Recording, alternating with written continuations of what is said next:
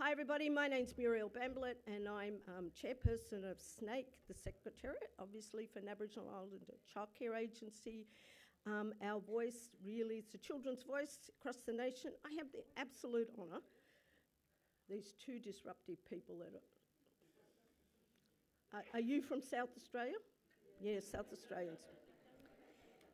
All right, let's begin. Cliffy, can I warmly welcome you here to do the acknowledgement and traditional welcome on behalf, really, of people of South Australia. We've had the honour of having you do three welcomes, I think, in the last couple of days. So it's been absolutely wonderful to hear the story of South Australia and obviously of the rich history. And thank you for sharing your stories. So I invite Cliffy to do an acknowledgement and welcome.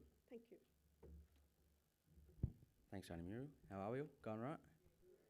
I heard about two people over there, but I see a lot more in the room, so I'm going to try again, all right? So, hello, how are we all? There we go, that's a lot better. So, firstly, I want to thank Snake again for having me for once again the third welcome this week to represent not only my family but the wider Kaurna community and also Kumakaral Cultural Services. So Kumakaral in the Kaurna language translates to one blood, and that's been the platform where I've been able to relearn the Kaurna language, also connect back with the culture and be fortunate enough to come to public forums like this, provide welcome to countries, cleansing ceremonies and a bit of other cultural services. So I'm pretty fortunate. I reckon I've got probably the best job in the world, to be honest, so thank you for that, Auntie Muriel.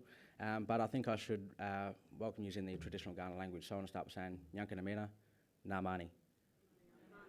Love that. Nana Cliffy Tunkel Munacha Wilson. Na Nadjari, Kana, Naranga, Nadri, Arandamiyu. Mariwichanga Gana Miana, Na Wangadi Mali Bunigani Yatana. Nachi Yukandalia Yakandalia, Nachalia. So to translate that, firstly I'd like to introduce myself. My name is Cliffy Wilson, but my traditional names are Tunkel and Manacha. So for those who don't know what they are, I'll explain a little bit about those. The first one, Tunkel, is my totem, so that can range from a native plant or tree, a native animal, or even some of the tools and artefacts that we've created over time. So we have to be the protector of whatever that may be. So if you've got an animal or an edible plant, you can't eat it. If you see them sick or injured, you have to nurture them back to health. So for me, I kind of got set up by the old followers with Tunkel. It's a king brown snake, one of the most dangerous animals in the world, so thanks for that one. I really appreciate it. Nah, I just like mucking around with that one. It's all good. It's all good. I'm sure I'll do my job when it comes time to, once I've run away from about 100 metres, so there we go. But also Manitra is just my birth order name, so when a mother gives birth to a child, which my mother's done a few times, they'll get one. So Manitra is mine, which translates to the fourth born and male of my family. So my family extends across 5 different Aboriginal communities, not only in South Australia but across Australia. That's starting with the Kaurna people here in the Adelaide Plains, the Ngarrindjeri on the lower lakes of the Coorong, and then extending out to the Naranga on the Yorke Peninsula, the Nudgee on the Flinders Ranges, and also the Aranda people in the Northern Territory of Alice Springs. But today it's my honour to welcome you to the traditional lands of the Kaurna people. I want to pay my respects to their cultural and spiritual beliefs, as they're still as important to the living Kaurna people today. Also, I want to acknowledge that their cultural and spiritual connection to the land, the sky and sea is still as resourceful and still as useful to the living Kaurna people today. Also, I want to pay my respects to elders past and those who come and stood before me and paved the way to allow me to speak my traditional language, and welcome you to the lands of the Kaurna people. But traditionally, the city of Adelaide was known as Tarntanya to the Kaurna people, which derived from 2 words. Tarnta, the big red kangaroo, which was a totem for the Kaurna people, and also Gunya, the rock. So if you go into Victoria Square, you see this long sign that you probably can't read. Tarnta Gunya is what it reads, right? So now your followers know. But before I get out of here, I just want to teach us all 2 words, and the first one is nakada. Can we say that one? Perfect. So in our culture, we don't believe in goodbyes. That's a little bit too final, and we think we'll see each other, whether it's in this life or the next. And I do see some family there that I've seen many times through my life, so I think this is a perfect example. But it just means we'll see you again when our paths meet. But also, the next word is Nachalia. Can we say that one? Perfect. I think I'll lose my job if I keep teaching these words, so I'm going to stop it there, right? I like that one. That's a good one. But, all right, it's a welcome, not a comedy show. I'm sorry. But Nachalia just means thank you. So I want to thank all of you for engaging in the little bit of language, and also thank you for the time, attention and respect that you've shown while I've been up here to represent my family and my community. And I say that because unfortunately this country went through a bit of a hard time with the referendum and the no vote. So through that time I've seen the welcome to country was at the forefront of a lot of conversations as to why it shouldn't happen. So I just want to once again thank you for the respect you've shown. So once again, Nachalia, Nakada, have a great day. Thanks again for having me out. Appreciate it.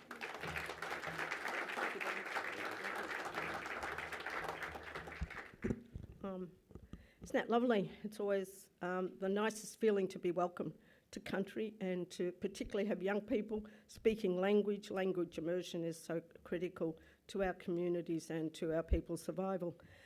I want to warmly welcome everybody here today, but I firstly too want to acknowledge the traditional owners of this wonderful land, the Gunner people, and acknowledge obviously sovereignty was never ceded, and acknowledge obviously Cliffy and the wonderful welcome that he's been providing.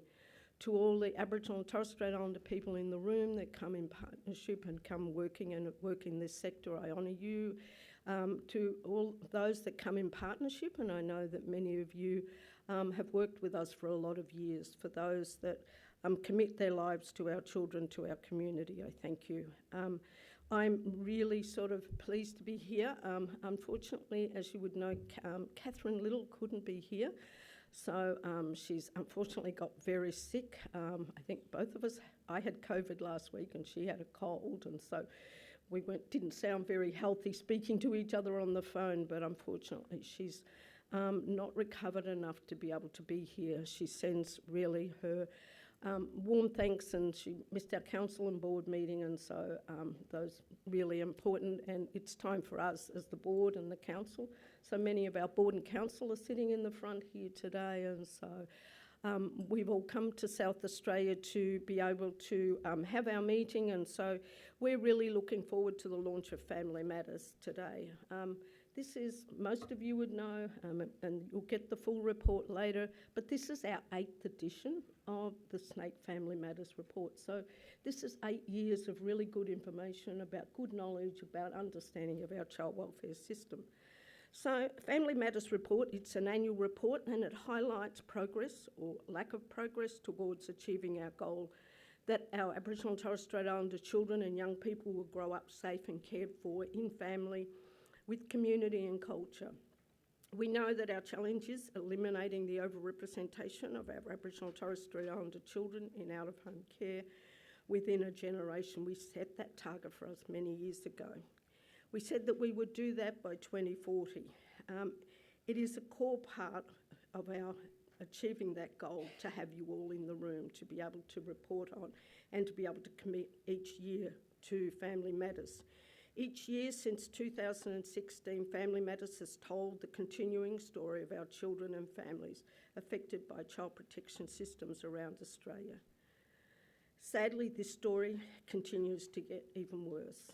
And quite frankly, I get really demoralised to have to come up here and tell that story over and over. And I know for many of our people that work in the front lines, it's a very hard story to keep saying, without all the work and effort we put in every day to see the numbers continuing to rise.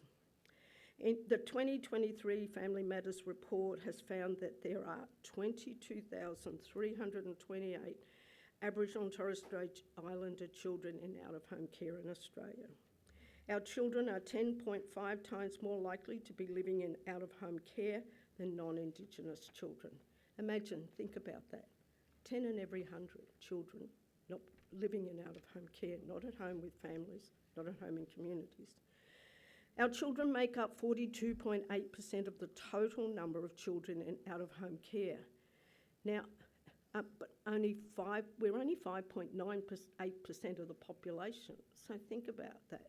You know, we're a small proportion of this population, but 42% of children in out-of-home care. While the report highlights how governments continue to disappoint us and our children, it also highlights ways our children, families and communities remain safe and strong in their cultures. I think nobody would pick the report up if we constantly said that we weren't achieving, that we weren't doing things that each state and territory weren't attempting. And so you will hear our calls in this report. What you'll hear today are Aboriginal-led solutions to what is working best for our children and communities. We have case studies from Aboriginal community-controlled organisations that offer culturally safe wraparound supports that ensure our children grow up healthy and strong in their families. So what we see is, even though the trend is still very high, it's starting to flatten. We're also seeing as well reunification rates are starting to increase. So there's some heart, there's some really positives that you can take out of this. But we know the most effective and immediate action government can take to make children safe and protect their human rights is to stand up for a national Aboriginal and Torres Strait Islander Children's Commissioner. And I do want to acknowledge April Laurie, who's here today. Hasn't there been a change with South Australia having their own commissioner and having the appropriate powers? Other states have commissioners, not with the same powers, so own motion powers are critical. And so for us to be able to have a commissioner to investigate, with the powers to investigate and make recommendations on impacting our children, to conduct inquiries as to why we have this significant overrepresentation, and to actually lead the Commonwealth in engaging them in change.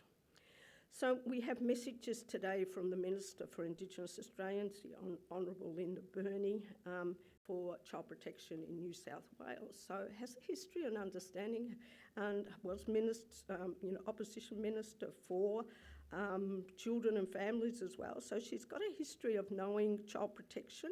She's been warmly engaging with a number of our leadership group. We also have them online, the Minister for Social Services, the Honourable Amanda Rishworth. And let me tell you that Snake has been working very closely with Minister Rishworth's office, and she's got a keen appetite to be able to address this, and is actually now taking leadership with each jurisdiction, meeting with her around how do we address the issues of the overrepresentation. So we've got April Laurie, who's the Commissioner, who's going to speak very shortly. John Leah, who's the ABSEC CEO, which is the New South Wales peak for children and families.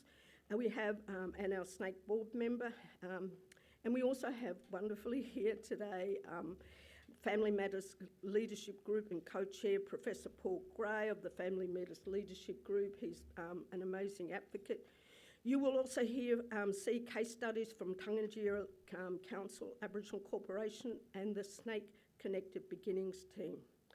I do want to thank you, but before we start, on behalf of everyone here, I'd like really to thank Cliffy for welcoming us. I would also like to thank all of our Aboriginal leaders, especially those who are with us today in person and online, for your dedication to ensuring that our children grow up strong.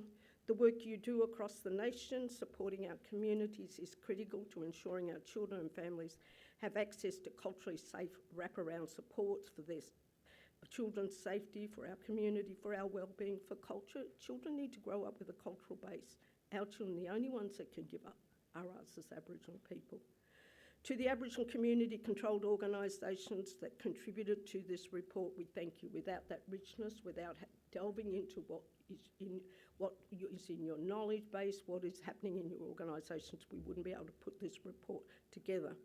We wouldn't have the evidence of what is working best for our children and for our communities, nor the tools in which we could hold governments to account to closing the gap. We know that we've got a target of 45% reduction by 2031. We're nowhere near that. Thank you to the Aboriginal Children's and Young People's Commissioners from across the state, to the departments of each jurisdiction for your contribution and involvement, and for conveying to us what is happening at the government level. And we would also like to extend to the Family Matters Leadership Group appreciation for the ministers that will be speaking today. We hope you listen to what the community says here today and act on Aboriginal-led solutions for keeping our children safe and connected to culture and kin. And what strengthens them and inspires you. Take home messages here and listen, and let's work towards, because next year we don't want to come back with the same data. We don't want to come back with the same report. Let's commit to actually making a change in the next 12 months. So it gives me an absolute pleasure to introduce firstly from a message from the Minister, the Honourable Linda Burney, Minister for Indigenous Australians, who's had a long commitment and a long involvement in Aboriginal and Torres Strait Islander people. So I hand over to Linda. Thank you.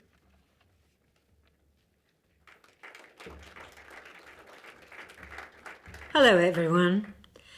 I wish I could be there in person to celebrate today's launch. I'd like to acknowledge the Family Matters co-chairs, Catherine Little and Dr. Paul Gray. You lead with courage and conviction, inspiring all of us to go further, Since 1983, SNAKE has played a critical role. You've given First Nations children and families a national voice. In 2023, the Family Matters report documents how far we've come and sadly how much further we need to go. All children deserve to be raised in a healthy, supportive and safe environment with access to quality early childhood education and care, a sense of belonging and connection with our culture and those around them. And of course, they need to play, have fun, and develop healthy social skills. Sadly, this isn't the case for all Indigenous children. This report is an important read for all Australians.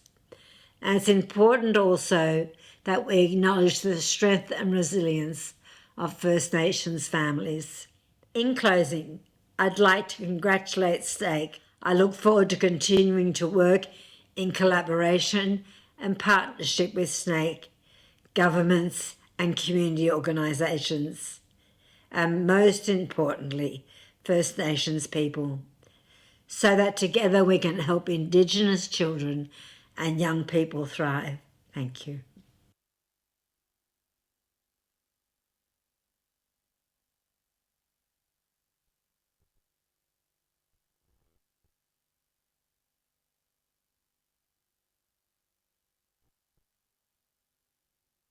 It's now my pleasure to introduce a video message as well from the Honourable Minister Anne Rishworth, Minister for Families and Social Services. So let me be very clear, this Minister has a very serious commitment to addressing the issues of both family violence and child protection over-representation. So I think it's really important to hear the message, but also remember that we've got a truckload of work in order to deliver on government's commitments. So I hand over now to Amanda. I would like to start by acknowledging the traditional owners of the land from which I'm speaking to you today, the Ngunnawal people, and pay my respect to elders past, present and emerging. I extend that acknowledgement and respect to all Aboriginal and Torres Strait Islander peoples at the event today. I'd also like to acknowledge representatives of SNAKE, the national voice for our children, including its Chief Executive Officer, Catherine Little, representatives of the Family Matters National Aboriginal and Torres Strait Islander Leadership Group. Good afternoon and congratulations on the launch of your latest Family Matters report. I'm sorry I cannot be with you in person, but thank you for giving me the opportunity to say a few words. I know a lot of hard work has gone into this report, not need out-of-home care, because all children and young people in Australia have the right to grow up safe, connected and supported in their family, community and their culture, no matter their background. However, we want to ensure that when they do, the solutions are child-centred, culturally safe and informed by their voices. Each Family Matters report helps embed that approach and plays a critical role in holding governments to account. We know that First Nations children are alarmingly overrepresented in out-of-home care in Australia. And this report shows that the numbers of children continue to increase. So too do the rates of admission to out-of-home care and the length spent in care. Across the 4 building blocks, there is clearly much work for governments to do. And I note the key recommendation and clear call for more investment and access to family support services, especially Aboriginal community-controlled organisations who provide culturally safe support for families, parents and children. The Albanese government places great value on self-determination and working in partnership, side by side, consistent with our commitments in closing the gap. We share the goal of reducing the statistics and the intergenerational impacts. It has almost been a year since I joined with many of you to launch the Safe and Supported Action Plans. Safe and Supported is our 10-year blueprint to ensure vulnerable children have the right systems and supports to thrive. Safe and Supported and its 2 action plans, including one dedicated to Aboriginal and Torres Strait Islander children, aims to make significant and sustained progress in reducing the rates of child abuse and neglect and its impacts across generations. It was developed in true partnership and through shared decision making, with equal representation between all Australian governments and Aboriginal and Torres Strait Islander people. Through Safe and Supported, we've also invested in the $44 million Improving Multidisciplinary Response Program to support families and children who are at risk of or already in contact with the child protection system. I look forward to endorsing the Safe and Supported Partnership Agreement, which will set out how all parties will meet and measure the outcomes in the action plan. We agree that accountable, high quality and culturally safe Aboriginal community-controlled services achieve better results for Aboriginal and Torres Strait Islanders. This government is committed to building the Aboriginal community-controlled sector and delivering on Priority Reform 2 from the National Agreement on Closing the Gap. The Department of Social Services is also responding to the recommendations from SNAKE in its Stronger ATCOs, Stronger Families report, and is increasing the involvement of ATCOs in delivering child and family services. In August this year, the government announced 15 Aboriginal community-controlled organisations would share in $44 million worth of funding to deliver the improved multidisciplinary response program. This program funds these ATCOs to provide holistic and specialised support for families with complex needs to reduce their risk of coming into the child protection system. It was co-designed with Aboriginal and Torres Strait Islander representatives and involves shared decision-making throughout all stages of its implementation. This is only one example of how we are delivering on our ongoing commitment to support the development of the ATCO sector and to reduce the rate of overrepresentation of First Nations children in out-of-home care by 45%. Families do matter to this government, and we understand that investing in the future of children and families is vital to ensuring all Australian children are safe and supported. I would like to thank SNAKE, the Family Matters National Aboriginal and Torres Strait Islander Leadership Group, the Strategic Alliance and all First Nations people who took part for their efforts in delivering this report. Thank you. Thank you. The Honourable Amanda Rishworth, and so hearing both from both ministers, and I think it's really what we're hearing is there's a commitment. Obviously our role is accountability mechanisms and making sure that we hold governments to account, and I think that you will hear shortly from both John and Paul and from April. Riveting speeches, can't wait April till I hear you get up here. You've got the last say, so I'm going to call up John in a minute. So today we're actually going to as well do a couple of stories of successes, and so we'll go through them very quickly. But first off, I might introduce John Leha. I think you heard the commitments from government, but as I said, accountability. We at SNAKE can't hold governments to account. We need strong advocates in each state and territory to be able to use the evidence that's in the Family Matters reports, take that to government, put that before government, demonstrate that there's not enough action happening.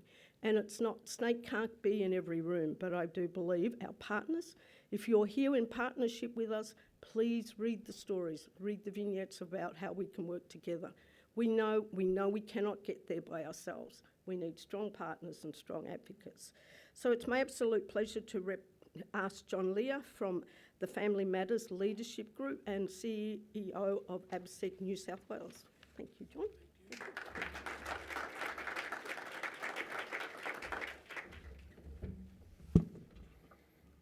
Good morning, everybody, and what a mulli to you all. Acknowledging his country and giving thanks to Cliffy for welcoming me here over the last 2 days. It's been an absolute pleasure to be able to get together. I'm pleased to be able to stand here as part of the Family Matters National Leadership Group to launch this year's Family Matters report. Thank you all for being here. I'd like to particularly acknowledge all of the National Family Matters Leadership Group who have contributed to this report and its predecessors over the years. Family Matters is something that Snake puts together as a voice for children in our community control sector. It's very much a collaborative effort, and I want to acknowledge all of the contributors to this report. I especially want to thank Refocus and the Tarntanya Council and Professor Kath Chamberlain for the Replanting Birthing Trees project for their contributions. We're also honoured to be joined by April Laurie, Commissioner for Aboriginal Children and Young People of South Australia. This year, we produce the report because we know that the dangers of data that takes our voices and our stories out of the picture. We get data published by governments about our families and children that measure what child protection systems do, but not what it means to our children and families.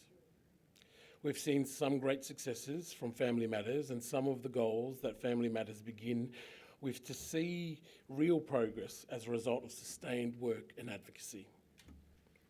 A major example being the National Agreement on Closing the Gap in 2020 that included the first time a target to reduce the overrepresentation of Aboriginal children and young people in out-of-home care. However, we're here today just 6 weeks after the defeat of the referendum on the Voice to Parliament. The outcome of that referendum shows us why we continue to need independent mechanisms like Family Matters that tell the story from our perspectives. Snake has continued to be vocal after the referendum because we know that the opponents to our self-determinations have historically and continue to politicise our children's safety and well-being. One of the most disappointing implications of the referendum outcome was the Aboriginal and Torres Strait Islander children and young people have missed out on a mechanism to speak up for their rights and have their voices heard. Which is why Snake, along with Family Matters Leadership Group, have consistently called on a National Commissioner for Aboriginal children and Aboriginal and Torres Strait Islander young people. Our children, in the most vulnerable circumstances, like children in out-of-home care, who have separated from their families, don't have their voices heard. We need a commissioner who can be a champion for our children at the highest levels and hold governments to account for the impacts of their policies on our children. It's been over 25 years since the Bringing Them Home report demonstrated the devastating impacts of removal of Aboriginal and Torres Strait Islander children. We don't need more inquiries. We need ongoing established commissioner to amplify the voices of our children so that they're heard at policy-making, decision-making tables and hold governments to account for the commitments they have made. At the moment, child protection systems aren't doing their job in protecting Aboriginal and Torres Strait Islander children and the rights and their best interests. Our children's right to culture and continuity and connection are continuing to be breached. Each year, Family Matters looks into the funding and the data to see what proportion of funding is being directed to prevention and early support, and what proportion of funding is going to community-controlled organisations. This year's report shows that resources have fallen for both. To turn the tide of overrepresentation, we need to shift towards prevention and early responses to children, to keep children safe and to work with families to address children's needs. We need to invest in Aboriginal-led solutions and our Aboriginal community-controlled organisations because we know what is working best for our children, families and communities. With strengths of culture, community governance, holistic responses, supports and community control services are leading the way in providing support for children and families to ensure they have the best outcome in life. We know that the integrated support for children in their early years is a critical foundation for improving life outcomes, and that the early childhood supports can be a platform for strengthening families and communities. One of the strong examples is the Connected Beginnings project. Please enjoy this short presentation of the work being done with the Connected Beginnings project. Thank you. Connected Beginnings actually commenced in 2016-2017 and was an initiative of the Department of Education, specifically around addressing some of the closing the gap outcomes of school children 0 to 5 and school readiness. So access to school, access to early intervention services, access to support services. Strait came on as the community partner within the program in 2022 and has taken on a role of providing a cultural lens across the program, but most specifically providing foundational support for all of the sites. In some communities, cultural governance, it drives the quality and the safety of the delivery and the access for children and families. And as I said, it's tailored, it's place-based, so it looks different in every community. So very early on, we had a project that we did called School Readiness. We were doing a school readiness project, and it started off with us trying to find out how kids are ready for school, because all of the information you get from governments and various other people, especially parents, when you ask them is they're the right age, they've got a school bag, I've got them a lunchbox, I've got a uniform, pair of shoes, they're ready to go. But as part of that project, we thought we would ask the kids. No children were ever asked any questions, and we thought we need to hear the voice of the kids to see what they're saying, because that's the real story of what makes you ready for school. And we actually found that 80% of the kids didn't care about their school bags or their shoes or anything. They wanted to be able to feel safe, and they needed to feel safe at home so that they felt safe going to school. So that then led us in our school readiness project to look at that and go, okay, so we don't need to focus on bags and shoes, and we sort of knew that anyway. What are we going to focus on, and what can Connected Beginnings do to make a change so that all of our kids feel loved and safe, and then they can thrive? So community engagement is an essential component of the Connected Beginnings model, and in each community, again, that looks completely different, and it's tailored to the needs of the families and identifies some of those barriers to accessing quality services in community. So some communities like Nagroo, we've seen the establishment of a playgroup and integrated health services that also attend those playgroups, and in just a month we've seen attendance rates rise from 5 to 15, and now 20 families are regularly accessing the service. And as I said, those health services are also joining in. So we've got child and maternal health and ENTs and Hearing Australia that also join those playgroups, and to ensure that families have safe and access to those health services in community. The end result of Connected Beginnings is to have access to services that are appropriate, that are culturally safe, in order for them to be deemed ready to attend school. It's a really, really exciting part of the program about providing, I guess, this whole wraparound that is cocooned in culture of support for children to get to school and be ready to get to school.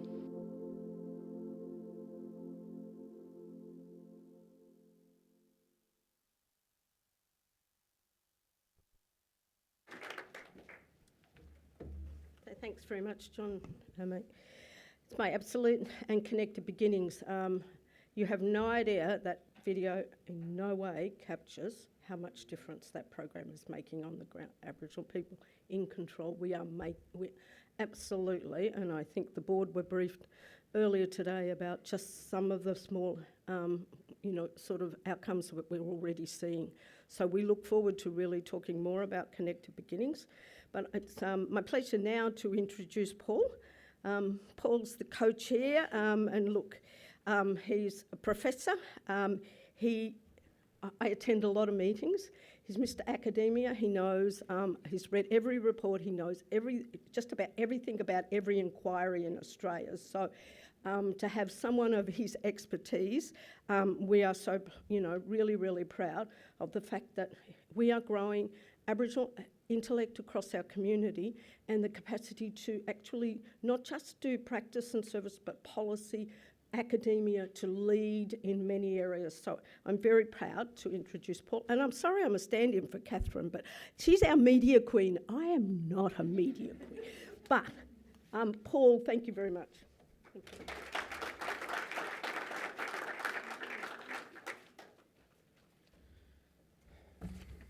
Thank you, Auntie Muriel.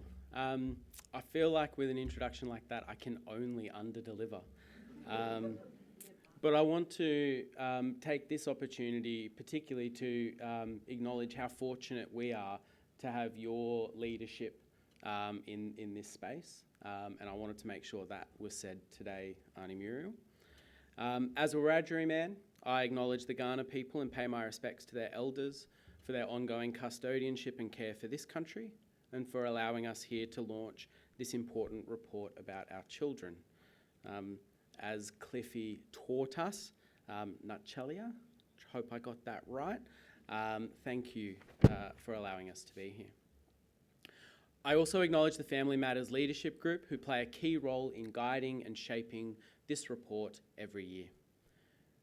Every year I am struck by the growing size of the challenge, but also the apparent reluctance of governments to move beyond rhetoric and government-led reforms to embrace the transformative change that the building blocks represent. As a result, each year there are new unwanted records. This year, we report on the 22,328 Aboriginal and Torres Strait Islander children in out-of-home care in Australia. As Auntie Muriel mentioned earlier, our children are an unprecedented 10.5 times more likely to be in out-of-home care than their non-Indigenous friends. Target 12 of the National Agreement on Closing the Gap is to reduce the rate of overrepresentation by 45% by 2031. And yet we continue to see overrepresentation increase. Governments must embrace the building blocks and the National Agreement on Closing the Gap to change this trajectory.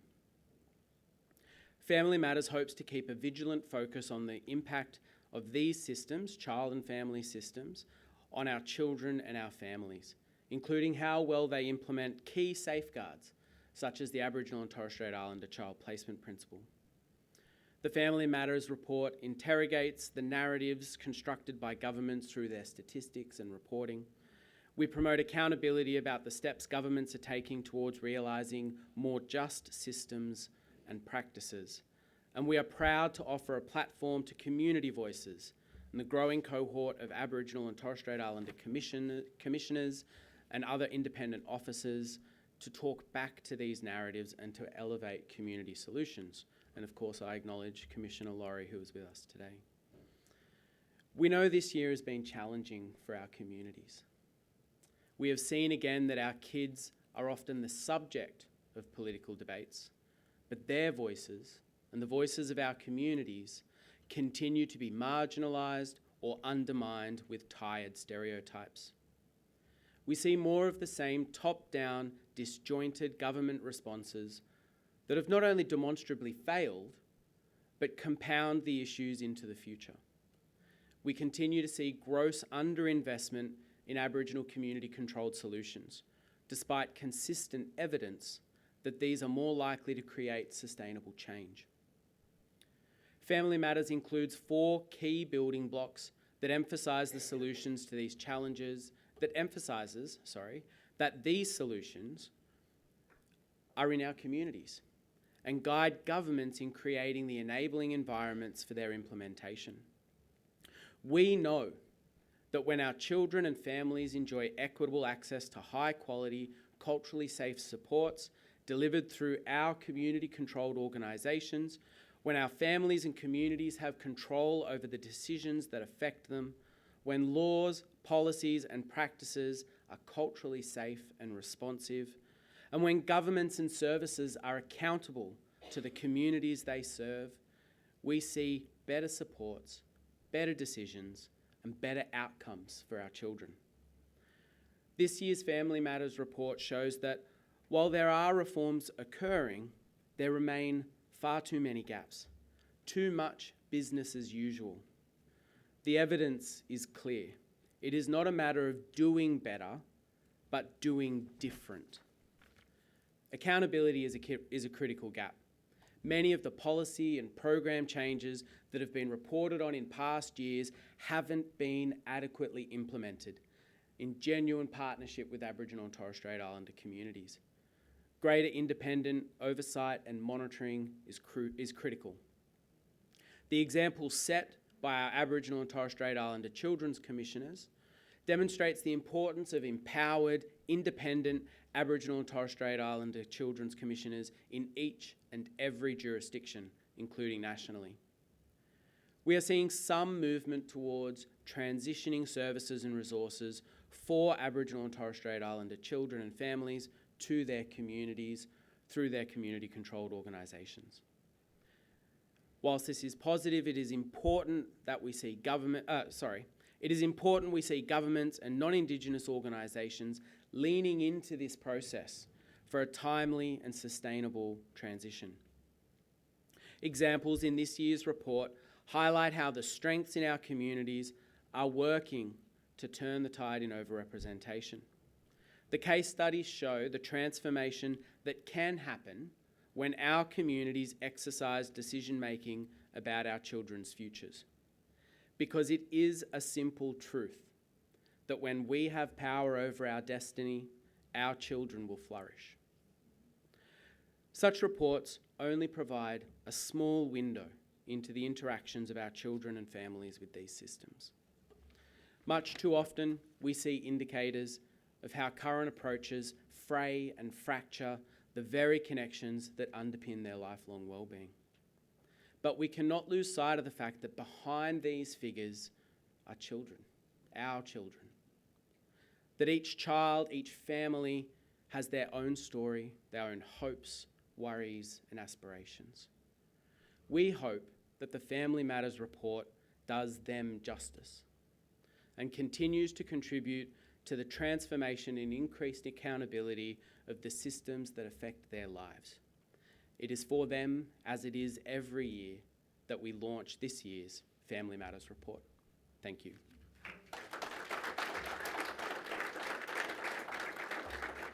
And I think now we are going to go to a video of some of the great work that's happening with the Tarntanya Council. We look after each other and there's a lot of love here. It's more of a family environment than I would call a safe house. Yeah, so I feel proud what I do every day with these little people. There's a lot going on. I've got 9 kids, but these are my children too. It's just things they do and the things we do for them that makes us really proud. Never really a dull moment. Just feels like you're looking after your siblings. Well, that's how I find it, because a lot of these mob are the same age as my siblings, so it's just like looking after my brothers and sisters, really. What's the name? What's the man? Steve. It's a funny bloke because he makes me laugh. We play, doing clay, making cups, painting with the old ladies. The families need to know who's looking after their children. Like, it's good to form that relationship with the families too, you know. And so we form that relationship with them. And then eventually we grow to love them like they're our own. We're their carers, but we become their foster family in a way. And they look to us for guidance and kindness. And I think kindness is one of the most important things in the safe house. We ask the kids what they need from us and how we can support them in everything that they do in life. I feel proud just knowing that when they're in distress, they come to me and I can provide them support. And I feel proud when they want to do things for themselves and they talk up for themselves. I don't know, it just makes me proud to see them happy. Give our little people the fair go. Bigger voice. Yeah. Sometimes I see the kids out at the shops and stuff. They come up, they're embracing you, they want to talk to you. I think just seeing that, for me, that does it for me. Just seeing the kids around. I miss all the kids when they go, but it's also good to see them go home to family as well. I mean, that's the most important thing. But I love coming to the safe house. It's one of the best jobs I've ever had. Yeah. yeah, you're always thinking about them and you're always wishing them the best.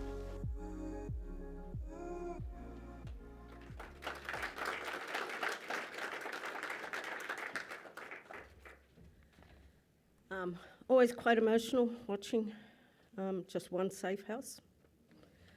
It'd be wonderful if we had a lot of safe houses, particularly in the NT. But anyway, and just like so many lovely things, like kids recognising you, like in Victoria, I'm auntie to just about all kids and young people, and so people are not sure whether they're our kids in care or just kids in the community, and kids need to feel and belong to community. Yeah, that was lovely. I've got the absolute pleasure now. I'm going into a quarter of a century of working at VACA, so next year I'll be 25 years. And this next speaker was a very young child protection. I think you were working in the department when I first met you, and so April Laurie back then, and she doesn't look a day older. I'll let you reverse the compliment when you come back up as well. But amazing that and congratulations. I think, being the first commissioner, Aboriginal Torres Strait Islander Commissioner for South Australia, obviously you've got a truckload of work, but we're so proud you've been, one of the strongest voices to push for a national Aboriginal Torres Strait Islander Commissioner, so I warmly welcome you to come up. Thank you, April.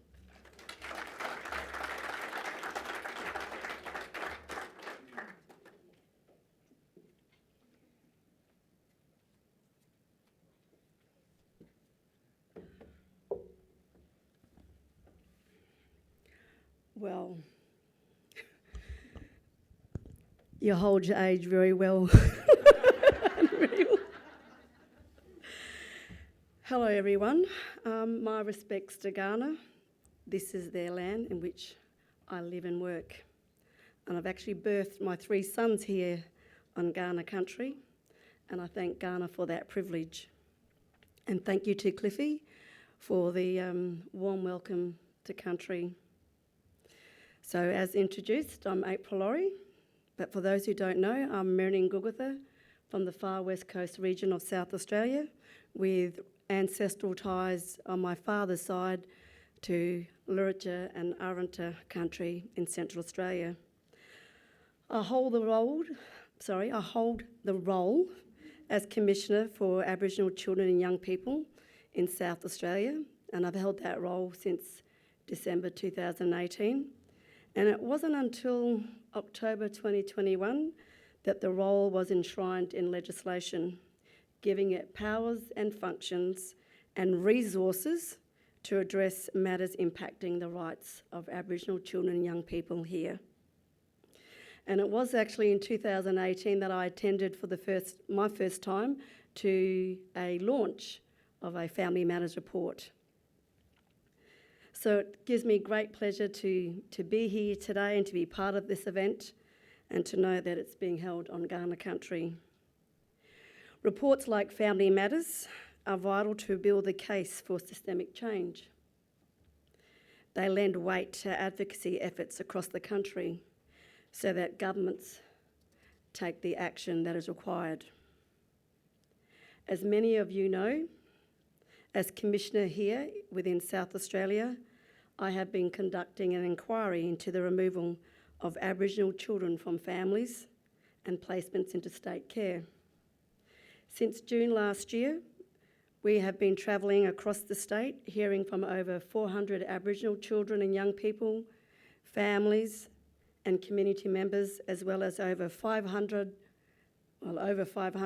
sector stakeholders.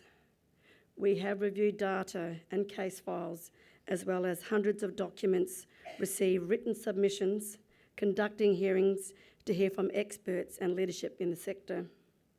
Last month, we released the preliminary report and are anticipating the final report to be released early next year. The key messages emerging from the inquiry is clear. Family and culture is everything. As we know, and know to be true that Aboriginal children have a right to grow up safely with family and a right to their cultural identity and need to connect to family, community, culture and country.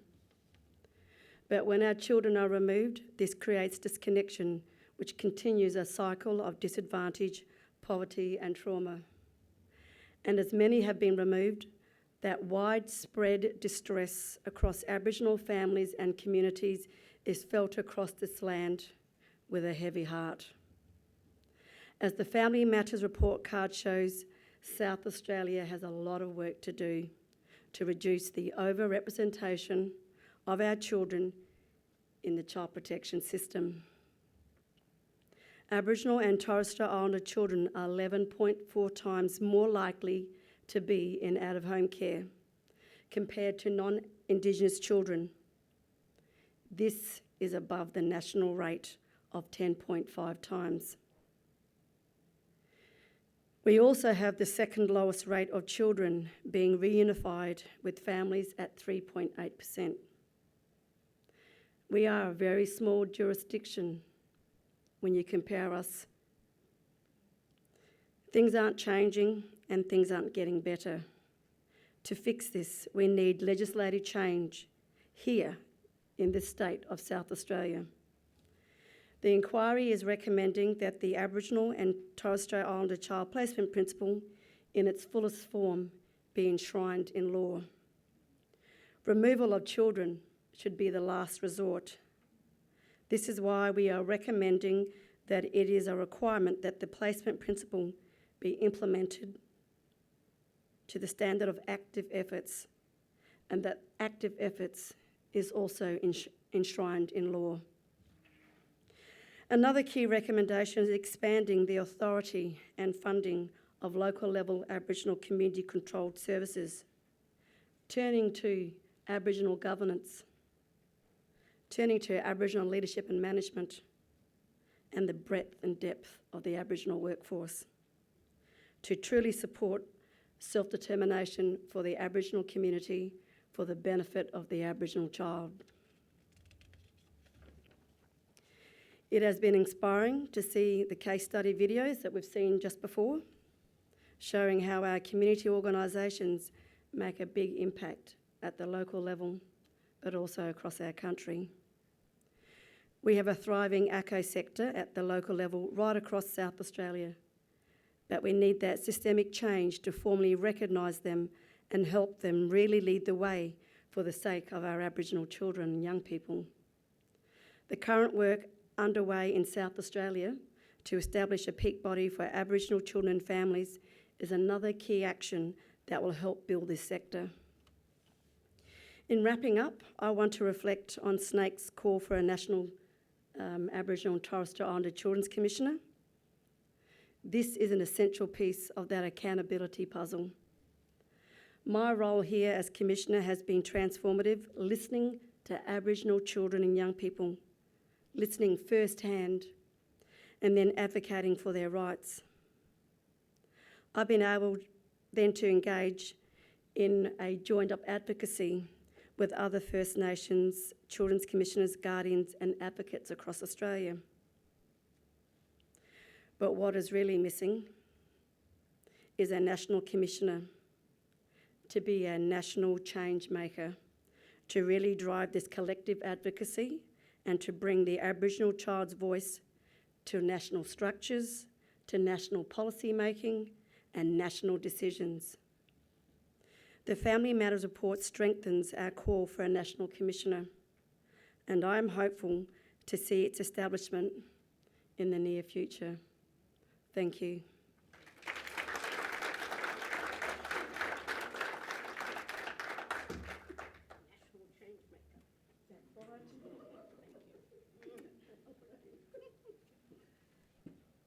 So I said, national change maker. We're going to have a national change.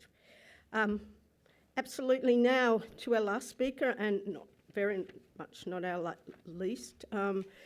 I think SNAIC really, since the beginning of this journey, has had a number of partners really come on board, and a lot of mainstream partners that have strengthened the voice and the call for greater control by Aboriginal community control, and I can name quite a few of them: Save the Children.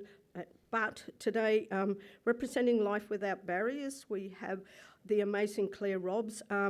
And we know that Life Without Barriers for a number of years, basically, a lot of people say things, we're going to do this, we're going to do that.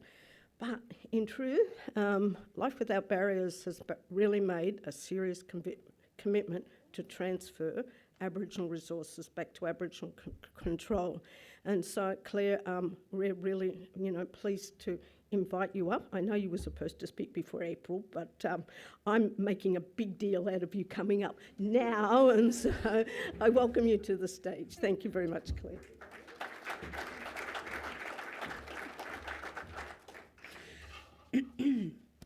Thank you. Gosh, I'm quite emotional actually after that few words there, Auntie Muriel. Thank you. That's incredibly generous of you, incredibly generous. I'm not thrilled about following April, but that's okay. I'll manage it. So firstly, it's a complete privilege to have a few moments with you today. So I want to use that time wisely and respectfully, acknowledging where we are and the report as Paul Gray outlined to us. So firstly, let me pay my respects to the traditional owners of the land that we are on today, the Kaurna people, and our Torres, Strait and Aboriginal and Torres Strait Islander colleagues with us in the room today. The speeches so far and the videos shown, you can probably see the emotional response from me, which I'm not going to hide because I actually think it's a completely appropriate thing. You read the data in the Family Matters report that Paul Gray spoke about, and you hang your head. And then you watch the videos that Auntie Muriel introduced and John introduced, and you think, oh, goodness, there is actually hope. There is possibility, and change is possible. So I think that's all working through my head today. So I'm very, very appreciative to Auntie Muriel and Paul and John and the Snake Board and Family Matters leadership group for giving me some moments with you today. And I do think, I'm a bit of a fangirl for Minister Burney, I have to be honest. Every time I hear her speech, I'm like, woo. I think she did amazing work for this country this year. And I'm deeply, deeply disappointed in so many ways that we didn't receive the outcome that I think many of us thought was the right way forward for this country in the referendum. But Minister Burney was right there, regardless. So you've got to tip your hat to that woman and kneel down in respect of her and her leadership for this country. And also to hear Minister Rishworth with a really strong commitment. And I know Snake and Catherine and Auntie Muriel and the Snake Board work really strongly with Minister Rishworth too, which is what we have to do to get change. So today I'm here representing both Life Without Barriers, but also the Allies for Children, which is a new and highly motivated partnership of like-minded, non-Aboriginal organisations providing support for families and children across this country, including Aboriginal and Torres Strait Islander families and children. As members of the Allies, we offer our full and comprehensive support for the 2023 Family Matters report and its recommendations, particularly for community-led solutions, of which we in the Allies are not community-led organisations. So it's really important that we, as non-Aboriginal organisations, know what we are, what we do well, and what is not our work to do moving forward.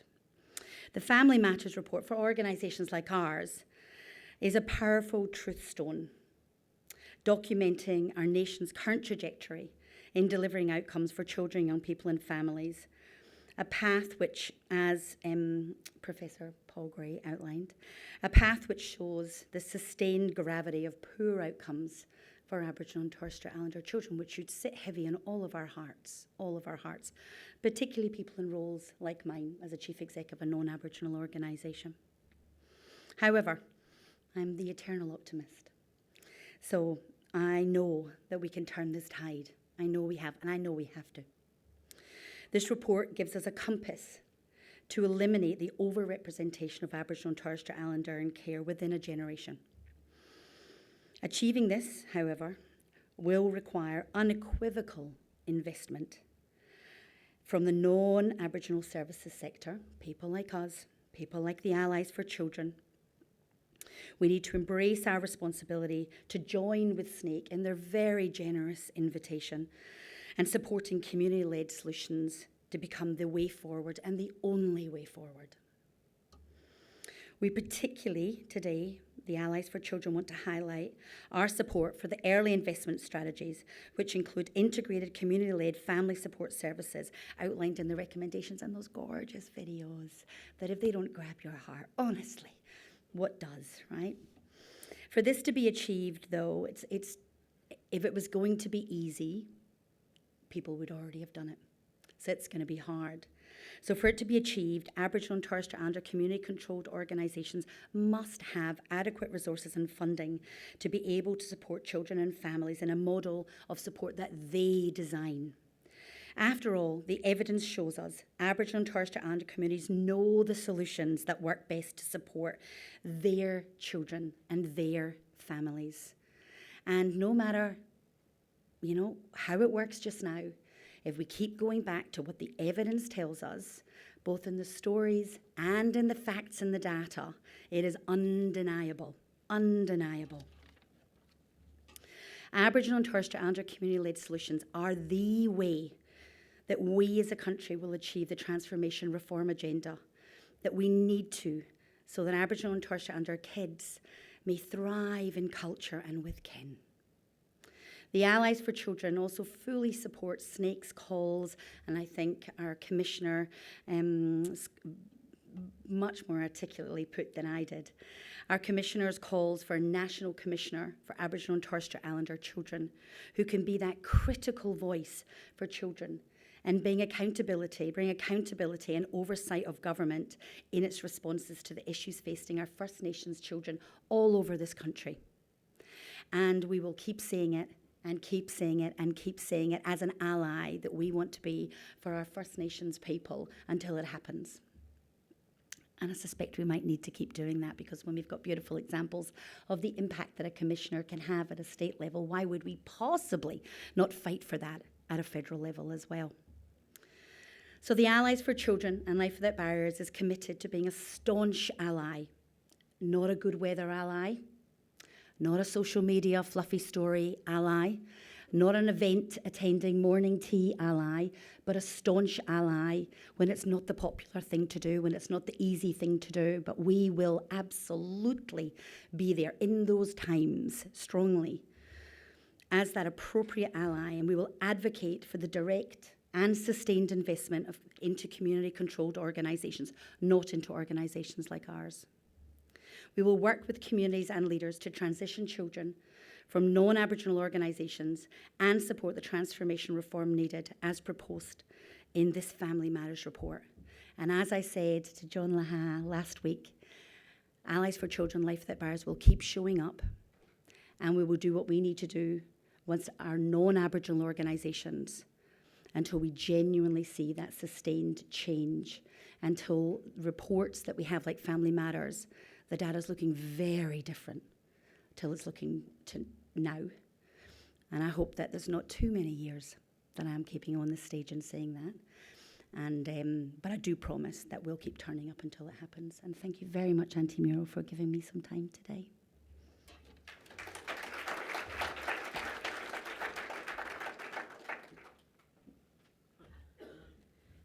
Thank you very, very, very much for that. I think it's important today to really thank all of everybody that's participated in today. Can I thank the leadership group? I'm not quite sure. Is there a song and dance that both John and Paul need to perform as they roll out the Family Matters and put the imagery out there? Look, it's important today to acknowledge there's a lot of people to thank, and I do really want to thank, because these reports, if you look at them, quite detailed. So I do want to thank, obviously, the leadership group under both Catherine Little and Paul Gray as co-chairs, but there's been a lot of work behind the scenes, and people that are standing at the back of the room, such as John Burton. There's other people like Mandy Taylor, Gretchen Young, Rashmi Kumar, Lou Turner, Luke Hutchins, Benjamin Frank, Lillian Jones, Ruby Holt, Renee Marley, Emily Armstrong, Lily Harris, Daniel Hill, Nia Cronin and Devon LaSalle. And we also have our partnerships with Monash University, Dr. Tatiana Corrales, Dr. Nicole Singer.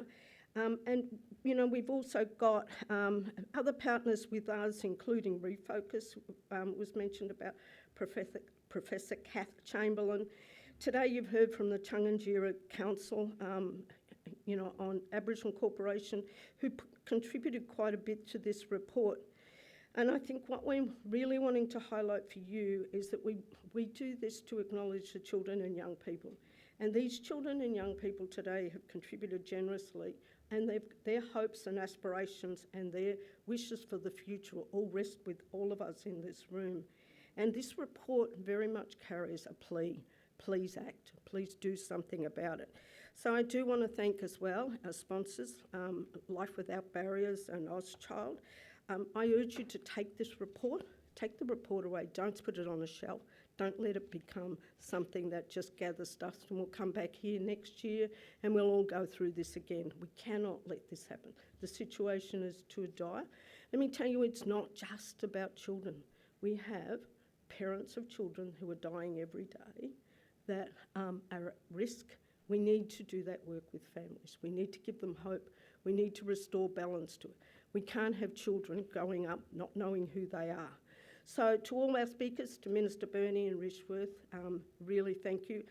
No one knows, but we've been able to get Minister Rishworth to sit in the room with all the states and territories ministers to commit to safety and support it and to develop accountability measures at the highest level. So to John Lear, to Paul Gray, to April Laurie, to Claire, thank you very much. To the videos we've been able to see from Connected Beginnings and Tarntanya Safe House. Just an example, a small example. I live and breathe and eat and drink and sleep Aboriginal, and so I see children throughout my life, and I'm blessed every day. And we see the value of our culture in everything that we do. You've seen a glimpse of it today. Let's hope that all children grow up with that in their lives. So I've got one question. Who remembers the language? I wrote it down, so I'm cheating. But who remembers what the words we were given from Cliff before? And don't cheat, because you know you're from here. Anybody remember? Is it Nangara? Is it Nangara? Yeah? And Natalia. How's that? So, Nangara and Natalia, and that's, I don't even know my own words, I'm sorry, you know, that's disrespectful. I know, you're a judge, but isn't it, I've learnt words today that I'm going to take with me, but thank you very much, everybody, for celebrating this wonderful occasion. Thank you all for your commitment and dedication, and you waving to me?